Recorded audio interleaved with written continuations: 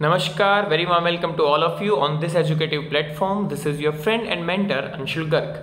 मेरे प्यारे दोस्तों, आज शुरू कर रहे हैं हम हमारे इम्पोर्टेंट सीरीज का थर्ड पार्ट। आई होप आपने लास्ट दो पार्ट देख लिए होंगे। दोस्तों, इस सीरीज से जो मेरा मोटिव है वो सिर्फ आपको क्वेश्चन करवाना नहीं है, बल्कि इन क्वेश्चंस के जरिए इंपॉर्टेंट कंसेप्ट करवाना है कंप्यूटर के। और दूसरा, इस कंसेप्ट से हम जो कंप्यूटर की एक ओवरऑल रिवीजन है वो कर पाएंगे, ताकि हम अपने एग्जाम को अच्छे से अटेम्प्ट कर पाएं। आइए दोस्तों शुरू करते हैं। और आज का हमारा फर्स्ट क्वेश्चन है, in dash mode the communication channel is used in both direction. ऐसा कौन सा मोड है जिसके अंदर जो हमारा कम्युनिकेशन चैनल है वो दोनों दिशाओं के अंदर जा सकता है, वो भी सेम टाइम में। तो पहले हमें ये देखना कि एक एचएसएससी का ना बहुत इंपॉर्टेंट क्वेश्चन है कि कंप्यूटर के अंदर जो मोड होते हैं, जो नेटवर्किंग मोड होते हैं, वो कितने प्रकार के होते हैं। तो दोस्तों, कंप्यूटर के अंदर जो नेटवर्किंग मोड है वो अपने 3 प्रकार के होते हैं। जो नंबर 1 है वो होता है आपका सिंप्लेक्स। नंबर 1 है वो होता है सिंप्लेक्स। नंबर 2 वो होता है आपका हाफ ड्यूप्लेक्स। और जो थर्ड है वो होता है आपका full duplex. Simplex, half duplex और फुल ड्यूप्लेक्स। अब इनमें फर्क क्या होता है?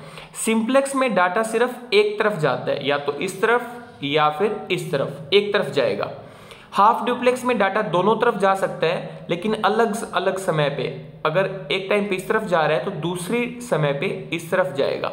लेकिन फुल ड्यूप्लेक्स में डाटा दोनों तरफ जा सकता है, और वो भी सेम टाइम पे। तो इसने क्या पूछा है कि डाटा दोनों दिशाओं में जाए और वो भी सेम टाइम पे। तो इसका आंसर क्या हुआ? इसका आंसर हुआ option number A, that is full duplex. I hope आपको अच्छे से ये बात क्लियर हो गई। चलिए बढ़ते हैं अगले क्वेश्चन पे।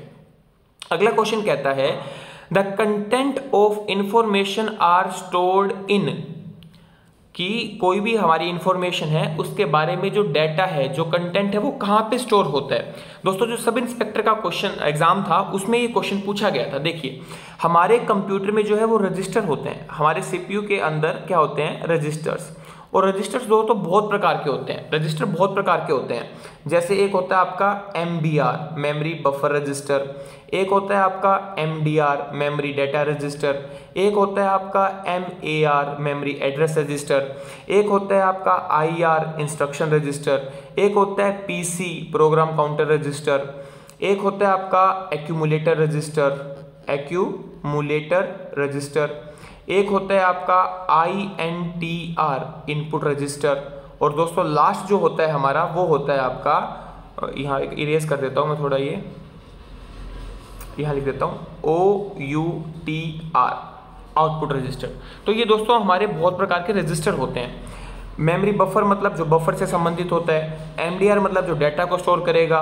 MAR मतलब जो एड्रेस को स्टोर करेगा। तो इसने क्या पूछा है कि कंटेंट कौन सा स्टोर करेगा भाई? कंटेंट यानी डाटा। इसका मतलब जो आंसर है वो है मेमोरी डेटा रजिस्टर। तो इसका आंसर क्या हुआ? ऑप्शन नंबर ए, मेमोरी डेटा रजिस्टर। आई होप आपको ये अच्छे से क्लियर होगा। आइए बढ़ते हैं हमारे अगले क्वेश्चन की तरफ। नेक्स्ट क्वेश्चन आपको कह रहा है कि क्वेश्चन बड़ा आसान सा क्वेश्चन है। Memory unit is one part of, कि मेमोरी यूनिट जो है वो किसका पार्ट है? हमें पता है कि सीपीयू के 3 पार्ट होते हैं। सीपीयू के कितने पार्ट होते हैं? 3। जो पहला पार्ट है वो क्या होता है आपका? ALU। दूसरा पार्ट क्या होता है? CU, control unit. और तीसरा पार्ट क्या होता है? MU, यानी मेमोरी यूनिट। तो मेमोरी यूनिट किसका पार्ट हुआ? मेमोरी यूनिट पार्ट हुआ सीपीयू का। तो इसका करेक्ट आंसर हुआ सेंट्रल प्रोसेसिंग यूनिट। आई होप आपको ये अच्छे से क्लियर है। आइए बढ़ते हैं हम हमारे अगली शीट पे, देखते हैं अगली शीट क्या कह रही है। चलिए जी, देखिए फर्स्ट क्वेश्चन क्या कह रहा है हमें। फर्स्ट क्वेश्चन कह रहा है, the memory which is programmed at the time of manufacture. दोस्तों ये बहुत इंपॉर्टेंट क्वेश्चन है। हमारे पास है ना मेनली 2 प्रकार की मेमोरी होती है, आपको पता है। एक मेमोरी कौन सी होती है? एक मेमोरी होती है रैम, और दूसरी मेमोरी कौन सी होती है? रोम। तो जो रोम मेमोरी होती है ना, इसकी प्रोग्रामिंग जब हम कंप्यूटर को बनाते हैं, कंप्यूटर को मैन्युफैक्चर करते हैं, उसी समय रोम की प्रोग्रामिंग कर दी जाती है। तो इसने क्या पूछा, ऐसी कौन सी मेमोरी है जिसकी प्रोग्रामिंग मैन्युफैक्चरिंग के टाइम होती है? तो इसका आंसर हो गया रोम, ऑप्शन नंबर ए। क्लियर। अगला क्वेश्चन आप स्टार मार्क कर लीजिए, एग्जाम में बहुत बार पूछा गया है कि फोर्ट्रान जो लैंग्वेज है, जो हमारी हाई लेवल लैंग्वेज है फोर्ट्रान, उसकी फुल फॉर्म क्या है?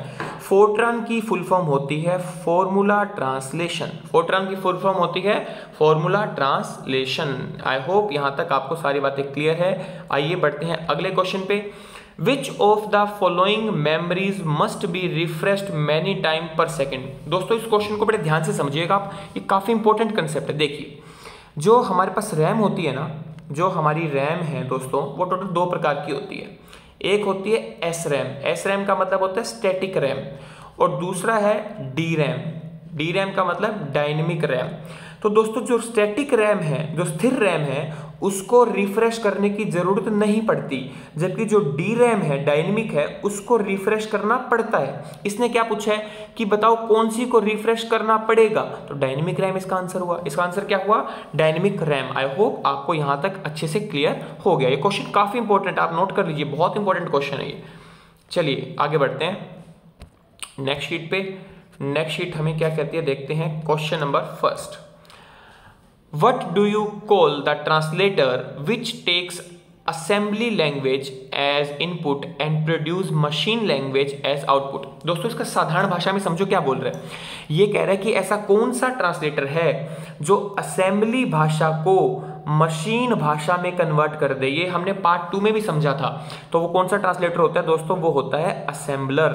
असेंबलर क्या करता है? असेंबली भाषा को मशीन भाषा में कन्वर्ट कर देता है। तो इसका आंसर हुआ ऑप्शन नंबर डी। क्लियर? चलिए बढ़ते हैं अगले क्वेश्चन पे।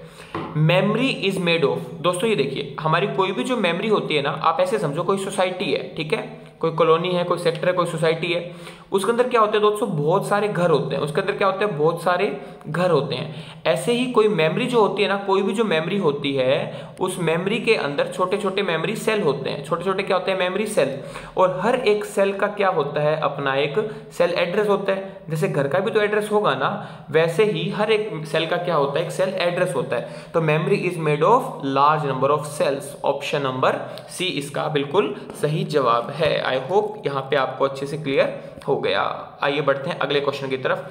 अगला क्वेश्चन ये कह रहा है हमें, ये बहुत इंपॉर्टेंट क्वेश्चन है, ध्यान से समझिएगा। अगला क्वेश्चन क्या कहता है, इसको आप इंपॉर्टेंट टिक कर लो। देखो अगला क्वेश्चन कह रहा है निम्नलिखित में से सबसे ज्यादा पावरफुल कंप्यूटर कौन सा है। तो दोस्तों हमारे पास जो कंप्यूटर है ना, याद रखिएगा, सुपर कंप्यूटर। आपसे कोई क्वेश्चन पूछ ले कि सबसे फास्ट कौन सा है, सुपर कंप्यूटर है। एक्सपेंसिव, सबसे महंगा कंप्यूटर कौन सा है, सुपर कंप्यूटर है। सबसे पावरफुल कंप्यूटर कौन सा है, सुपर कंप्यूटर है। और सबसे बड़ा कंप्यूटर, लार्ज, सबसे लार्ज साइज में कौन सा है, सुपर कंप्यूटर है। तो सबसे पावरफुल कौन सा हुआ? Option number D, that is super computer. I hope आपको ये सारी बातें यहां तक क्लियर हो गई। आइए बढ़ते हैं अगली शीट की तरफ, देखते हैं अगला क्वेश्चन क्या कहता है। चलिए देखिए जी, अगला क्वेश्चन कहता है which of the printer used in conjunction with computer dry ink powder. बाकी देखो पूरा क्वेश्चन पढ़ने की जरूरत ही नहीं है। अगर आपने किसी चीज को बड़े ध्यान से समझा ना, अगर मेरी क्लासेस आपने कंप्लीटली लगाई है, तो आपको पूरा क्वेश्चन पढ़ने की जरूरत नहीं है। यहीं पे तो टाइम बचाना है। मैंने स्पेशली मेंशन किया था कि जो प्रिंटर होते हैं ना, लेजर प्रिंटर वो प्रिंटर होता है जिसके अंदर सूखी इंक यानी ड्राई इंक का यूज होता है, और एक होता है ink jet printer. Ink jet printer, ink jet printer के अंदर गीली प्रिंटिंग होती है, वेट प्रिंटिंग होती है। तो इसने क्या पूछा आपसे? Dry ink. तो ड्राई इंक का क्या आंसर होगा? लेजर। कौन सा होगा? लेजर। अच्छा दोस्तों, अगर वो आपसे पूछे कि सबसे बढ़िया प्रिंटिंग कौन करता है, तो लेजर करता है। अगर वो आपसे पूछे कि सबसे तेज प्रिंटिंग कौन करता है, तो भी लेजर करता है। अगर वो पूछे कि फोटोकॉपी की मशीन में कौन सा प्रिंटर इस्तेमाल होता है, तो भी लेजर प्रिंटर होता है। समझ में आई बात? चलिए दोस्तों बढ़ते हैं अगले क्वेश्चन की तरफ। देखते हैं अगला क्वेश्चन हमें क्या कह रहा है।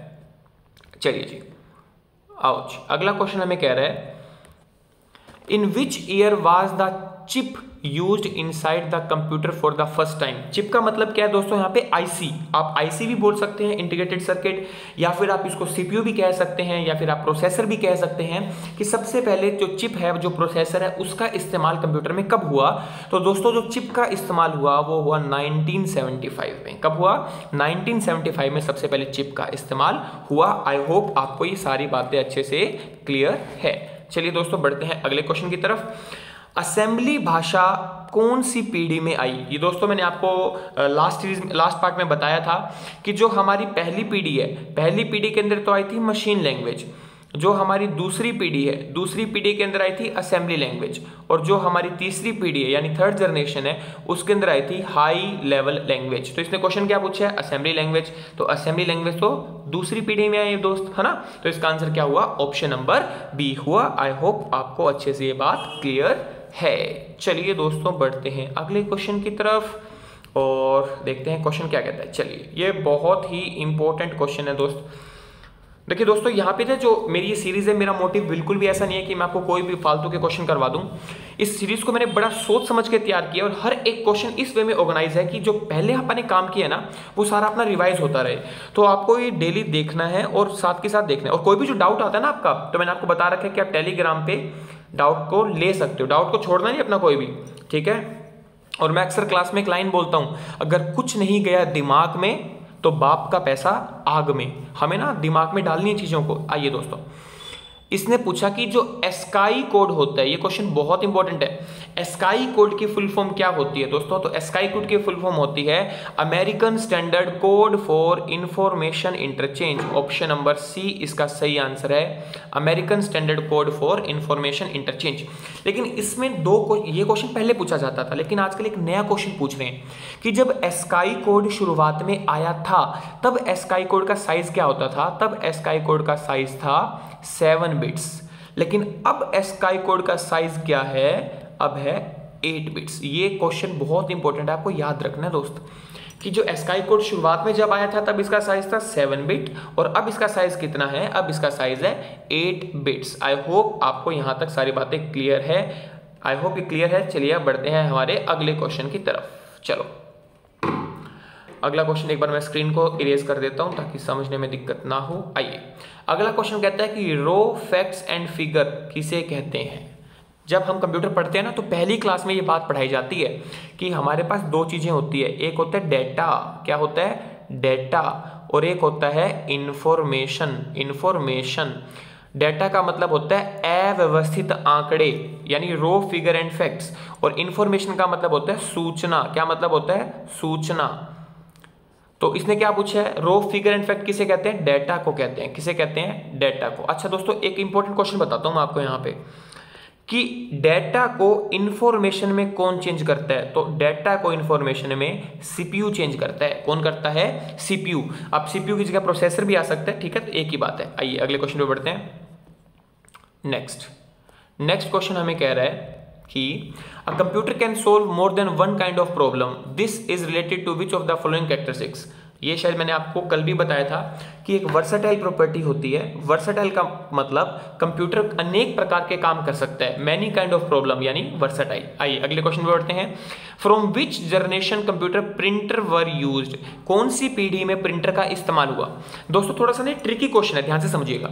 अगर मैं प्रिंटर की बात करूं, रियलिटी में तो जो प्रिंटर है वो थर्ड जनरेशन में आया था। कौन सी पीढ़ी में आया था, थर्ड जनरेशन में। लेकिन भैया हमें तो नंबर चाहिए पेपर में, इसलिए आपको क्या करके आना है, ऑप्शन नंबर बी करके आना है, क्योंकि पेपर वाला जनरली ऑप्शन बी को ठीक मानता है। अगर आप हर जगह देखेंगे बुक्स में, गूगल वगैरह पे, तो इसका आंसर बी दे रखा है सेकंड, लेकिन रियलिटी में आया था थर्ड जनरेशन में। क्लियर। चलिए बढ़ते हैं अगले क्वेश्चन की तरफ। चलो जी, अगला क्वेश्चन हमें क्या कह रहा है देखते हैं। Computer program that convert entire program into machine language. दोस्तों very very important, very very important. देखिए हमारे पास जो ट्रांसलेटर होते हैं ना, जो ट्रांसलेटर होते हैं वो वैसे तो 3 होते हैं, लेकिन अगर मैं 2 की बात करूं, एक होता है हमारे पास कंपाइलर, एक क्या होता है, कंपाइलर, और जो दूसरा होता है वो होता है इंटरप्रेटर। क्या होता है, इंटरप्रेटर। तो दोनों में फर्क क्या होता है, कंपाइलर पूरे प्रोग्राम को एक साथ मशीन भाषा में कन्वर्ट कर देता है और इंटरप्रेटर लाइन बाय लाइन करता है, लाइन बाय लाइन करता है। ये डिफरेंस है, क्वेश्चन बहुत बार आया है। ये पूरे प्रोग्राम को एक बारी में कर देगा और ये लाइन बाय लाइन करेगा। तो इसने क्या पूछा है, पूरे प्रोग्राम, एंटायर प्रोग्राम को। तो आंसर क्या हुआ, कंपाइलर। क्या हुआ, कंपाइलर। चलिए दोस्तों बढ़ते हैं अगले क्वेश्चन की तरफ, देखते हैं अगला क्वेश्चन हमें क्या कह रहा है। चलिए अगला कह रहा है as compare to diskette the hard disk are. अच्छा, अब कुछ बच्चों को तो यही समझ में नहीं आएगा कि डिस्केट क्या है, तभी मैंने ये वर्ड जानबूझ के लिखा है यहाँ पे। दोस्तों जो फ्लॉपी डिस्क होती है ना, फ्लॉपी डिस्क। फ्लॉपी डिस्क का ही दूसरा नाम क्या होता है? डिस्केट होता है। अब फ्लॉपी डिस्क में तो क्या था यार, सस्ती आती थी, और हार्ड डिस्क क्या, हार्ड डिस्क तो महंगी आती है। तो अगर ये पूछ रहा है कि डिस्केट और फ्लॉपी डिस्क में क्या डिफरेंस है, तो दोस्त मेरा सिंपल सा डिफरेंस है कि हार्ड डिस्क जो है वो महंगी आती है, मोर एक्सपेंसिव। क्लियर है ये बात? आई होप यहाँ तक आपको अच्छे से क्लियर हो गया। बड़े अगले क्वेश्चन पे, चलिए दोस्तों बढ़ते हैं अगले क्वेश्चन पे। नेक्स्ट क्वेश्चन, लो जी न्यूमेरिकल आ गया, जिससे आप डरते हैं तभी तो मैंने लिया दोस्त। नंबर सिस्टम में तो आपको बिल्कुल भी नहीं घबराना। इस पूरे चैप्टर की जो पूरा वीडियो है वो मैंने यूट्यूब पे अपलोड कर रखी है, आप जस्ट उस वीडियो को देख लो, आपका एक भी नंबर नहीं कटेगा, मेरी गारंटी है। आओ बढ़ते हैं अगले क्वेश्चन पे। देखो इसको ध्यान से समझिएगा। ये कह रहा है कि आपको कोई एक ऑक्टल नंबर दे रखा है, ऑक्टल नंबर है ये है, ठीक है। अब इसका बाइनरी, अच्छा आपको बाइनरी नंबर दे रखा है और आपको ऑक्टल बताना है क्या होगा, ठीक है। बाइनरी दिख रहा है ना, ये तो 10 में तो बाइनरी होता है, इसका ऑक्टल नंबर बताना है क्या होगा। तो हमें पता है जब भी बाइनरी से ऑक्टल या ऑक्टल से बाइनरी करते हैं तो हमेशा 3 बिट का इस्तेमाल करते हैं। किसका करते हैं? 3 बिट का। तो पहले क्वेश्चन लिख लेते हैं, क्या है? 1 1 1 0 1 0, ये हमारा क्वेश्चन है, ठीक है। 3 बिट कर दो भाई, ले लो जी 3 बिट, और ये होगी 3 बिट। और ये मैंने आपको सिखा रखा है 1 2 4, इसका मतलब ये क्या है? 2, 1 2 4, 4 2 6 1 7, इसका मतलब ये क्या है? आंसर हो गया 72। क्लियर? बड़ा आसान है, ट्रिक लगाओ, क्वेश्चन को उड़ाओ। चलिए दोस्तों बढ़ते हैं अगली शीट पे। चलो जी, क्वेश्चन नंबर 20 बहुत ही आसान है। इसने पूछा कि जो दोस्त सेकंड जनरेशन है ना वो कब आई। तो मैं आपको फटाफट सारी जनरेशन बता ही देता हूं। जो पहली जनरेशन आई, अच्छा दोस्तों एक बात सुनिए, आप जब आप बुक्स को पढ़ोगे ना या यूट्यूब पे या गूगल पे पढ़ोगे तो अलग अलग डेट्स दे रखी है। मैं आपको ऑफिशियल डेट बताता हूँ क्या है। 1946 से 1959, 59 से 65, 65 से 71, 71 से 80 और 80 से प्रेजेंट, ठीक है। ये हमारी first generation, second generation, third generation, fourth generation और फिफ्थ जनरेशन, ठीक है। अब इसने क्या बोला कि सेकंड जनरेशन की डेट क्या है? 59 से 65। क्या पूछा इसने? सेकंड जनरेशन की डेट क्या है? 59 से 65। अब ना HSSC में क्या होगा, आपको एग्जैक्ट जरूरी नहीं मिलेगी, तो इसके आसपास वाली देखो क्या है। सर इसके आसपास वाली तो ना मेरे को ऑप्शन नंबर बी दिख रहा है, तो इसका सही आंसर क्या हुआ? Option number B. क्लियर? चलो आगे बढ़ते हैं, आगे बढ़ते हैं। इसने पूछा कि मैकिनतोश कंप्यूटर कौन सी पीढ़ी में आया। दोस्तों आप यह कहोगे यार मैकिनतोश क्या होता है? भाई मेरे, आपने सुना होगा एप्पल में होता है ना मैक, इस मैक को बोलते हैं मैकिनतोश। तो सीधी सी बात ये पूछ रहा है कि जो एप्पल का ऑपरेटिंग सिस्टम है वो कौन सी पीढ़ी में आया। एप्पल का ऑपरेटिंग सिस्टम दोस्त मेरे चौथी पीढ़ी में आया था, 4th जनरेशन में। क्लियर? चलो जी बढ़ते हैं आगे। दोस्तों ये जो क्वेश्चन है ना, मैं गारंटी लेता हूं कि अगर ये क्वेश्चन पेपर में आ जाए 99% बच्चे गलत करके आएंगे।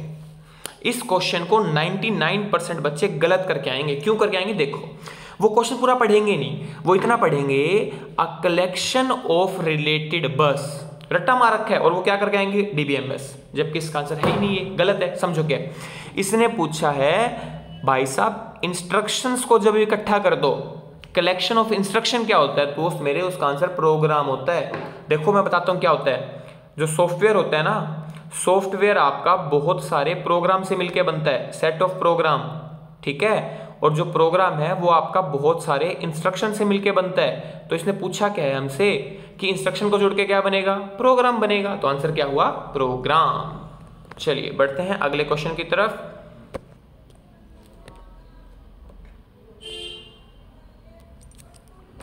चलो, विच language is directly understood by the computer. भाई कंप्यूटर के द्वारा कौन सी भाषा समझी जाती है? समझने की जरूरत ही नहीं है, मशीन लैंग्वेज। आओ अगले क्वेश्चन पे। विच of the following is used for manufacturing chip. IC बनाने के लिए किस चीज का यूज करते हैं? मैंने पहले दिन बताया था बहुत डिटेल में ये क्वेश्चन। सेमीकंडक्टर, सेमीकंडक्टर अर्धचालक, कौन सा? सिलिकॉन और जर्मेनियम। क्लियर? चलो बढ़ते हैं आगे, आगे बढ़ते हैं। आगे क्या कहता है? Which of the following term is most closely related to main memory. भाई मेन मेमोरी के साथ कौन सी टर्म यूज कर रही है? सर मेन मेमोरी का मतलब तो रैम होता है। मेन मेमोरी का मतलब क्या है? सर रैम होता है। रैम नॉन वोलेटाइल है, गलत है। रैम परमानेंट है, गलत है। रैम कंट्रोल यूनिट है, गलत है। सर रैम तो टेम्परेरी मेमोरी होती है। इसका मतलब आंसर क्या हुआ? Option number D. क्लियर? दोस्तों आपको लग रहा हो कि सर ऐसे लैपटॉप में पढ़ा रहे हैं, डिजिटल बोर्ड होना चाहिए था, पर मेरे दोस्त मेरे भाई, बोर्ड से कुछ भी नहीं होता, मैटर करता है आपका कंटेंट। तो आप इस कंटेंट को बड़ा सीरियस लीजिएगा और मुझे पूरी उम्मीद है, देखो यार भगवान तो हूँ नहीं, इंसान हूँ, लेकिन मुझे पूरी उम्मीद है कि आपका मैक्सिमम पेपर इस सीरीज में से मैं निकलवा दूंगा, ठीक है। इसको बड़ी बारीकी से समझिएगा। और अगर आपको ये सेशन अच्छा लगता है, आपको लगता है कि हाँ कुछ काम की चीज़ें मिल रही है ना दोस्त, तो प्लीज़ शेयर जरूर करिएगा यार, क्योंकि हमारा जो टीचर्स है ना, हमारा भी कॉन्फिडेंस थोड़ा बढ़ता है कि यार इतने बच्चे हमें देख रहे हैं, तो थोड़ा हमारा कॉन्फिडेंस भी बढ़ता है इससे, है ना। चलो अगला क्वेश्चन पूछ रहा है कि वर्ड लेंथ, अगला क्वेश्चन क्या कह रहा है भाई कि वर्ड लेंथ क्या होता है। ये मैंने आपको पहली वीडियो में बताया था, तभी कहता हूँ सारी वीडियो देखो। मैंने पहली वीडियो में समझाया था वर्ड लेंथ क्या होता है। वर्ड लेंथ का मतलब किसी भी वर्ड के अंदर कितनी बिट्स होती हैं, कितनी बिट्स होती हैं। Option number D. क्लियर। आओ जी आगे बढ़ते हैं। चलो ये क्वेश्चन है ना बहुत बार पेपर में है, इसका तो कुछ है ही नहीं यार, बकवास क्वेश्चन है कि कंप्यूटर क्या होता है। भाई कंप्यूटर किस किस चीज से मिलके बने, तो हमें पता है कंप्यूटर के अंदर सर एक तो होता है इनपुट, क्लियर है सर। कंप्यूटर के अंदर एक होता है आउटपुट, ठीक है सर। कंप्यूटर के अंदर एक होता है सीपीयू, ठीक है। और सर एक कंप्यूटर के अंदर होता है स्टोरेज डिवाइस, ठीक है जी। तो यानी जिसमें ये चार चीजें हैं वो हमारा सही आंसर है। देखो है सर ये मेरे को चार चीजें तो ऑप्शन नंबर सी में दिखाई दे रही हैं, इनपुट भी है, आउटपुट भी है, सीपीयू भी है, स्टोरेज भी है, तो इसका आंसर क्या हुआ, ऑप्शन नंबर सी। क्लियर। चलो बढ़ते हैं अगले क्वेश्चन पे। आओ दोस्तों, बहुत ही इंपॉर्टेंट क्वेश्चन, इंपॉर्टेंट कैसे, ये कह रहा है कि ऐसा कौन सा कंप्यूटर है जिसके अंदर डिजिटल और हाइब्रिड दोनों के गुण होते हैं। और ये मैंने बता रखा है कि दोनों के गुण तो भाई हाइब्रिड में होते हैं। हाइब्रिड का मतलब जिसके अंदर एनालॉग के भी गुण हो और जिसके अंदर डिजिटल के भी गुण हो, तो इसका आंसर क्या हुआ, हाइब्रिड कंप्यूटर। क्लियर। चलिए दोस्तों बढ़ते हैं अगले क्वेश्चंस पे। Sheet number 10। चलिए चलिए चलिए चलिए चलिए ओके। आओ जी। हाई लेवल लैंग्वेज को और क्या कहते हैं दोस्तों, ये क्वेश्चन आपके लिए डेफिनेटली नया क्वेश्चन है। हाई लेवल लैंग्वेज को प्रॉब्लम ओरिएंटेड लैंग्वेज भी कहते हैं, हाई लेवल लैंग्वेज को बिजनेस ओरिएंटेड लैंग्वेज भी कहते हैं, हाई लेवल लैंग्वेज को मैथमेटिक्स ओरिएंटेड लैंग्वेज भी कहते हैं। इसका मतलब आंसर डी। क्लियर। चलो आओ जी, ये क्वेश्चन मैं आपको थोड़ा डिटेल में समझाऊंगा। क्वेश्चन नंबर जो हमारा 30 है ना, वो थोड़ा डिटेल में समझेंगे आप। चलो आओ। Which of the following is associated with error detection? इसको बड़े ध्यान से समझिएगा दोस्तों। जब हम कोई मैसेज भेजते हैं ना, तो मान लो हमने ये बिट लगा दी, ठीक है, हमने कोई डाटा भेज दिया, इसके आखिरी में हम क्या करते हैं, इसके आखिरी में हम एक बिट लगाते हैं। वो बिट 0 हो सकती है या फिर वो बिट 1 हो सकती है। और इस एरर डिटेक्शन बिट को हम कहते हैं पैरिटी बिट। क्या कहते हैं, पैरिटी बिट। एचएसएससी में क्वेश्चन आया है कि किसी गलती को पता लगाने के लिए कौन सी बिट जोड़ी जाती है आखिरी में, पैरिटी बिट होती है। और ये पैरिटी बिट इवन भी हो सकती है और ये पैरिटी बिट ओड भी हो सकती है। इवन ओड का मतलब कि इसके अंदर 1 कितने हैं, देखो यहाँ पे 1 कितने हैं, 1 2 3। सर 3 बिट 3 1 है ना, इसका मतलब ये ओड है। अगर 4 होते तो ये इवन हो जाता। समझ आई बात। आप इसको ज्यादा डिटेल में जाने की जरूरत है ही नहीं, सिर्फ 3 क्वेश्चन आते हैं एचएसएससी में। पैरिटी बिट एरर डिटेक्शन कितने प्रकार का होता है, 2 प्रकार का, इवन और ओड। तो इसका आंसर क्या हुआ, बोथ द अबव। ठीक है, 3 है ये। अगर आपको इवन बनाना है तो यहाँ पे एक 1 लगा दो, 4 बन गया। अगर आपको ओड रखना है तो यहाँ पे 0 लगा दो। बस, ज्यादा समझने की जरूरत है ही नहीं, सिर्फ 3 चीजें। इस आखिरी बिट को पैरिटी बिट कहते हैं और 2 प्रकार की होती है। इसके अलावा एचएसएससी में कोई भी क्वेश्चन नहीं पूछा जाएगा। आओ बढ़ते हैं आगे। लोग कहते हैं ना एचएसएससी कुछ भी पूछ लेती है, वे ऐसे घंटा पूछ लेती है, कुछ भी नहीं पूछती भाई। एक्स्ट्रा सिलेबस में से पूछती है, बस दिक्कत हमारी है कि हम पूरा नहीं पढ़ के जाते। पिछले 2 साल का कोई भी पेपर उठाइए, फिर मेरी कॉपी उठा के देखिए आप, एक भी क्वेश्चन आपको ऐसा नहीं मिलेगा जो कॉपी में से बाहर हो। सिर्फ एक एग्जाम को छोड़ के, दुर्गा शक्ति में एक क्वेश्चन आया था और वो गूगल पे ही नहीं है, तो उस क्वेश्चन का तो कोई धोखा भी नहीं है मेरे दोस्त। जो किसी को ही नहीं आता उसकी तो कोई दिक्कत है ही नहीं। आओ आगे क्वेश्चन पे बढ़ते हैं। अगला क्वेश्चन क्या कहता है, चलो मैग्नेटिक टेप कैसी मेमोरी है भाई, सेकेंडरी स्टोरेज है यार, ये तो सभी को पता है। मैग्नेटिक टेप सेकेंडरी स्टोरेज है, ठीक है। आओ which company is the biggest player in micro processor. भाई साधारण भाषा में, सिंपल भाषा में हमसे ये पूछ रहा है कि माइक्रो प्रोसेसर यानी सीपीयू बनाने की सबसे बड़ी कंपनी कौन सी है दोस्त? सीपीयू बनाने की सबसे बड़ी कंपनी है इंटेल। अब बच्चे आईबीएम का रट्टा मार लेते हैं, आईबीएम। भाई मेरे आईबीएम कंप्यूटर बनाने की कंपनी है, इसने आपसे माइक्रो प्रोसेसर पूछा, माइक्रो प्रोसेसर का तो इंटेल होगा। क्लियर है दोस्त? चलो नेक्स्ट शीट पे बढ़ते हैं। क्या कहता है? वाह जी वाह, 33 क्वेश्चन को पढ़ के मजा आ गया। इसने पूछा कि EBCDIC में कितने करैक्टर बन सकते हैं? दोस्तों न्यूमेरिकल है ये, और बच्चा घबरा जाएगा न्यूमेरिकल देखते ही, जबकि न्यूमेरिकल तो दोस्त ऐसी चीज है ना जो गलत होती ही नहीं कभी। एक फॉर्मूला होता है 2 की पावर n, जिसमें n का मतलब क्या होता है? Bit, number of bits. हमें पता है EBCDIC में ना, आप अगर मेरी लास्ट 2 वीडियो देखोगे तो वहां पे मिलेगा आपको 8 बिट होती है भाई। कितनी बिट होती है? 8 बिट। तो रख दो n की वैल्यू 8, कितना आ गया? 256। तो इसका आंसर क्या हुआ? ऑप्शन नंबर ए। बड़ा फुद्दू सा क्वेश्चन है, बकवास क्वेश्चन था। चलिए बढ़ते हैं आगे।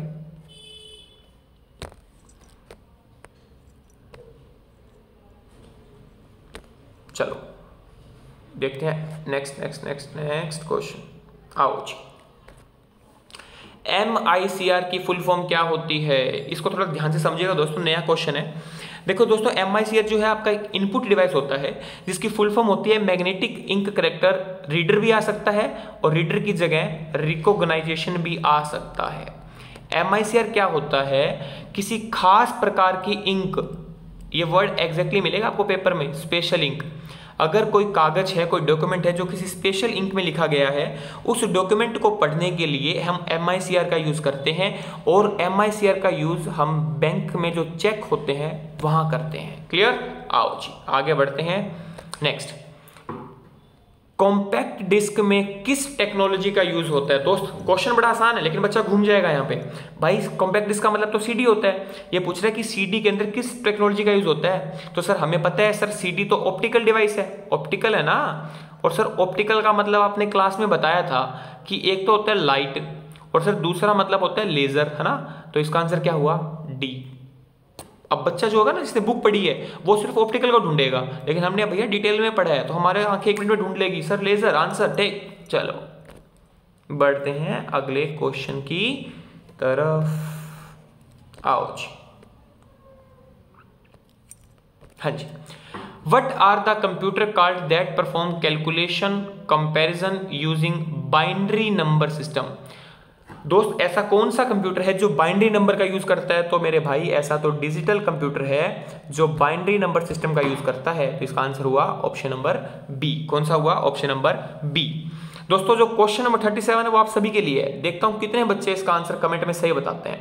क्वेश्चन नंबर 37 का ये आपके ऊपर है, मैं तभी थोड़ा सा रुक रहा हूं। मैं देखना चाहता हूं कि आप ऐसे कितने बच्चे जो इसका कमेंट करके मेरे को सही आंसर बताएंगे कि ये क्वेश्चन नया है, लेकिन मैंने करवा रखा है कि नर्व सेंटर ऑफ कंप्यूटर किसे कहते हैं? Nerve centre of computer. बड़ा आसान क्वेश्चन है भाई यार। नर्व सेंटर का मतलब सीधी सी बात ये पूछ रहा है कि कंप्यूटर का दिल किसे कहते हैं। मैंने कल ही तो बताया है। और कंप्यूटर का दिल किसे कहते हैं मेरे भाई? ALU को कहते हैं। किसे कहते हैं? ALU को कहते हैं। क्लियर है ना सारी बात? आई होप यहां तक आपको अच्छे से क्लियर हो गया। चलिए बढ़ते हैं अगले क्वेश्चन पे। माइक्रो प्रोसेसर का आविष्कार किसने किया? तो माइक्रो प्रोसेसर का आविष्कार किया मैकियन ई हफ ने। मैकियन ई हफ ने। Option number A, Marcian E Hoff. Clear? चलो बढ़ते हैं अगले क्वेश्चन की तरफ। आइए चलो।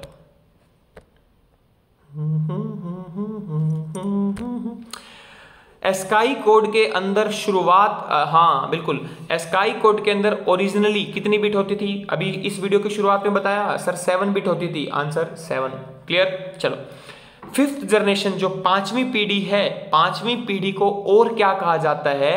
तो 5वीं पीढ़ी को और क्या कहा जाता है? KIPS, knowledge information processing system. Option number A, knowledge information processing system. में मैंने क्लास में भी स्पेशली लिखवाया था। और जनरेशन की देखो दोस्तों, मेरे को उम्मीद है कि CET के एग्जाम में या फिर कोई भी एग्जाम है ना, HSSC का है या फिर कोई भी और भी एग्जाम है, आर्मी क्लर्क का ले लो आप, जनरेशन से वो 100% क्वेश्चन पूछता है, चाहे वो हिस्ट्री ऑफ कंप्यूटर से छोड़ दे कोई दिक्कत नहीं है, लेकिन जनरेशन से 100% क्वेश्चन आएगा। इसलिए मैंने जनरेशन की कंप्लीट वीडियो यूट्यूब पे अपलोड कर रखी है मेरे चैनल पे, आप वो वीडियो जरूर देखना एग्जाम से पहले, आपके 1-2 क्वेश्चन की पक्का उसमें हेल्प होगी। आओ चलो देखते हैं क्या कह रहे हैं।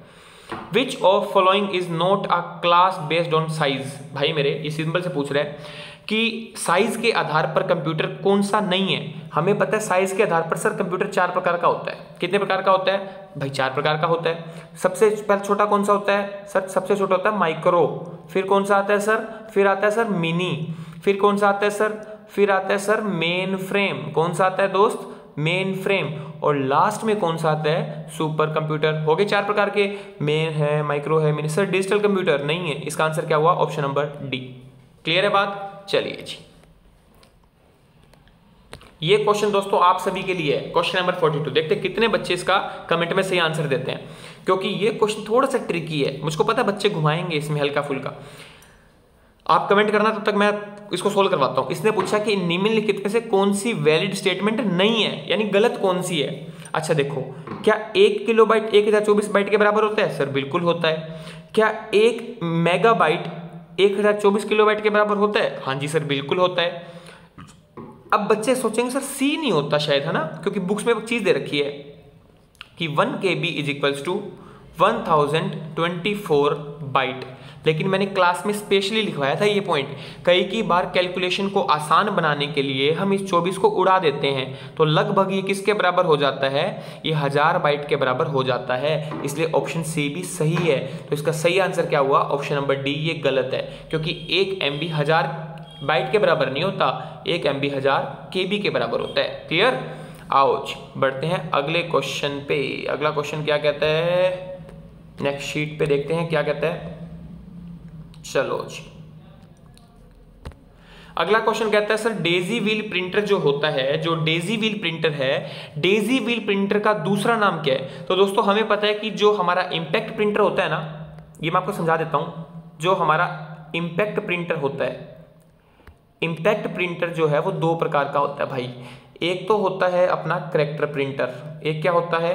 कैरेक्टर प्रिंटर, जो एक बारी में कैरेक्टर छापेगा, और दूसरा होता है लाइन प्रिंटर, जो एक बारी में पूरी लाइन छापेगा। क्लियर है यहाँ तक? और जो अपना ये कैरेक्टर प्रिंटर है, ये फिर 2 प्रकार का होता है। पहला तो होता है डॉट मैट्रिक्स। पहला क्या होता है? Dot matrix.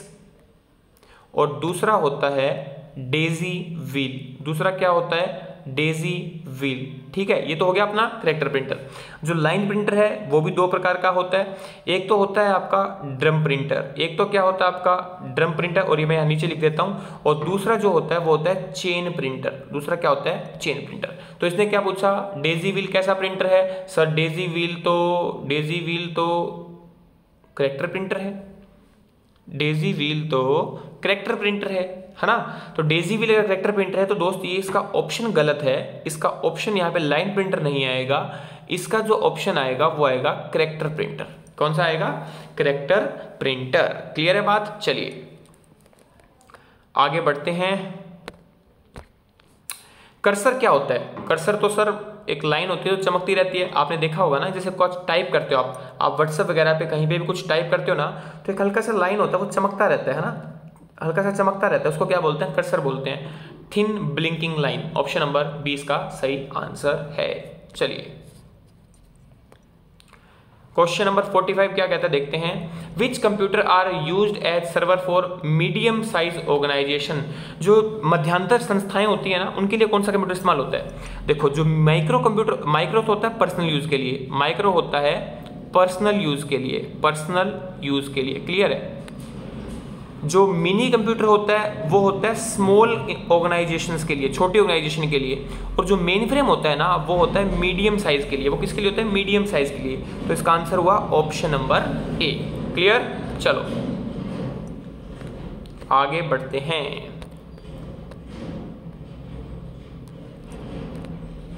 अगले क्या करें? अब आप लोग कहोगे ना सर वीडियो तो सर लंबी हो गई, सर 35 मिनट की होगी, सर 40 मिनट की होगी। देख दोस्त, अगर मुझे सिर्फ आंसर बताने होते ना तो 5 मिनट में बता देता। लेकिन मैंने जब वीडियो की शुरुआत में बताया कि मेरा मोटिव क्वेश्चन करवाना है ही नहीं, मेरा मोटिव है क्वेश्चंस के जरिए आपको इंपॉर्टेंट कंसेप्ट करवाना, तो उसमें टाइम तो लगेगा।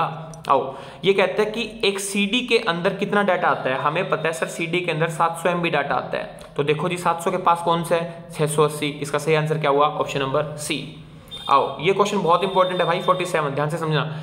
जो फ्लॉपी डिस्क होती है, जो फ्लॉपी डिस्क है उसके डायमीटर का साइज बताओ। जो हमारी फ्लॉपी डिस्क होते हैं ना, उसका जो व्यास होता है, डायमीटर, वो 3 प्रकार का आता है, 3.5 इंच, 5.25 इंच और 8 इंच। तो इसका आंसर हुआ all of the above, all of the above. और अगर आपसे पूछे कि लेटेस्ट कौन सा है, तो लेटेस्ट है 3.5 इंच और फ्लॉपी डिस्क के अंदर डाटा कितना आ सकता है, 1.44 MB, 1.44 MB। आओ दोस्तों बढ़ते हैं अगले क्वेश्चन की तरफ। चलिए, अभी मैंने बताया डॉट मैट्रिक्स प्रिंटर कैसा प्रिंटर है भाई, डॉट मैट्रिक्स क्या है, प्रिंटर है, तो option number B. Dot matrix क्या है, प्रिंटर है। अगला कहता है in which language is a source program written. दोस्तों जो प्रोग्रामर होते हैं ना, जो प्रोग्राम लिखते हैं, वो कौन सी भाषा में लिखते हैं, वो हाई लेवल लैंग्वेज में लिखते हैं। वो कौन सी भाषा में लिखते हैं, हाई लेवल लैंग्वेज में लिखते हैं। आइए दोस्तों बढ़ते हैं अगले क्वेश्चन की तरफ। 1 मिनट में देख लेता हूँ, शायद कोई शीट बीच में रही ना हो अपनी। हाँ जी, ये देखते हैं क्या कह रहा है कि VGA की क्या फुल फॉर्म होती है। VGA की फुल फॉर्म होती है video graphic array. Video graphic array, video graphic array क्या होता है, एक तरह का पोर्ट है, एक कनेक्शन है, जहां पे आप कोई भी आपका मॉनिटर हो गया, डिस्प्ले का आप कनेक्ट कर सकते हो। तो VGA की फुल फॉर्म बहुत इंपॉर्टेंट है, वीडियो ग्राफिक्स एरे। क्लियर।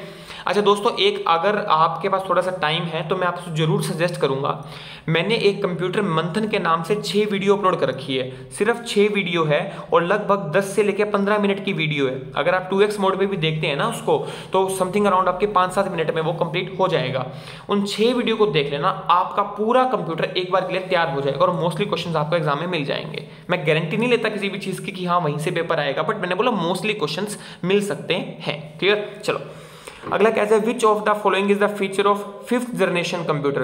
भाई 5वीं पीढ़ी में कौन सा आया था। अगर ये क्वेश्चन HSSC में आ जाए ना भाई साहब, मैक्सिमम बच्चों का गलत आंसर होएगा, क्योंकि उन्होंने रट रखी है बुकें को और बुक्स में सिर्फ एक बात दे रखी है, आर्टिफिशियल इंटेलिजेंस। तो बच्चा टिक क्या करके आएगा, ऑप्शन नंबर बी। जबकि इसका सही आंसर है ऑल ऑफ द अबव। 5वीं पीढ़ी में नेचुरल लैंग्वेज भी होती है, 5वीं पीढ़ी में आर्टिफिशियल इंटेलिजेंस। पेपर में बहुत बार क्वेश्चन पूछा गया है कि AI की फुल फॉर्म क्या होती है, आर्टिफिशियल इंटेलिजेंस, कृत्रिम बुद्धि। और ऑप्शन नंबर सी क्या होता है, बायोचिप। क्या होता है, बायोचिप। तो इसका आंसर क्या हो गया, all of the above. Clear यहां तक। आओ अगला क्वेश्चन में देखते हैं। When we look at cost, which of the following computer is most expensive। यार सीधी सी बात ये पूछ रहा है, सबसे महंगा कंप्यूटर कौन सा है, सुपर कंप्यूटर होता है, ऑप्शन नंबर डी। डिस्कस करने की जरूरत ही नहीं है। आओ अगले क्वेश्चन पे बढ़ते हैं। अगला क्वेश्चन क्या कहता है, चलिए जी, which device is used as a standard pointing device. अच्छा देखो, 2 क्वेश्चन समझाता हूं मैं आपको। अगर आपसे पूछ ले कि आपने देखा होगा ऐसे एरो सा होता है ना, कर्सर होता है, इसको कंट्रोल कौन करता है, इसको कंट्रोल करता है सर माउस। कौन करता है इसको सर माउस करता है। माउस क्या है, आपका पॉइंटिंग डिवाइस है। माउस कैसे डिवाइस, आपका पॉइंटिंग डिवाइस है। और अगर आपसे ये पूछ ले कि सबसे ज्यादा यूज होने वाला इनपुट डिवाइस कौन सा है, सबसे ज्यादा यूज होने वाला इनपुट डिवाइस कौन सा है, तो आंसर क्या होगा, माउस। आंसर क्या होगा, माउस। आई होप दोस्तों आज के सारे क्वेश्चन आपको क्लियर हैं। अगर आपको कोई भी डाउट है तो आप टेलीग्राम पे पूछ सकते हैं। आई होप आपको सेशन अच्छा लगा होगा और काफ़ी इन्फॉर्मेटिव रहा होगा। अगर आपको ये वीडियो इन्फॉर्मेटिव लगी हो तो लाइक करें और शेयर करना बिल्कुल भी ना भूलें और सब्सक्राइब करें। Bye, take care, have a great time, God bless you all.